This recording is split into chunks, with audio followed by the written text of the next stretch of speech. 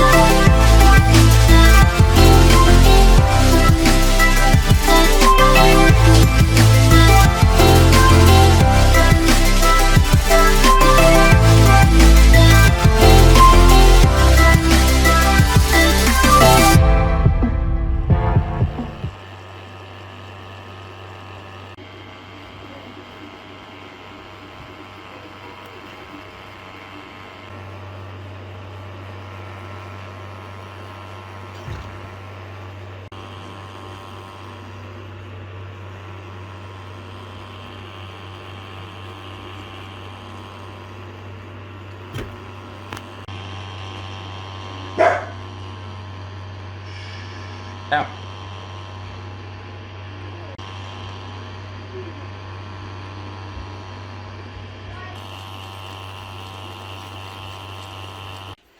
And here's the final product.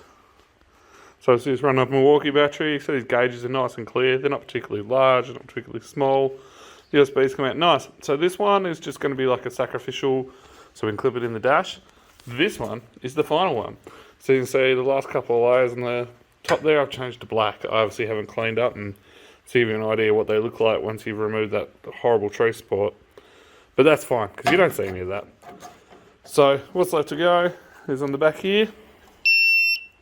A little bit of hot stock glue around the top and the sides and over the circuitry. That's just purely to keep it a little bit safe. They'll leave the bottom open so any moisture can escape. These are soft top vehicle after all. These gauges are very cheap, like 25 bucks or something like that. So if it dies, yeah, no big deal. Anyway, hope you guys have enjoyed that and stuck through all the time on Fusion. And I'll see you again in 2 weeks. Cheers.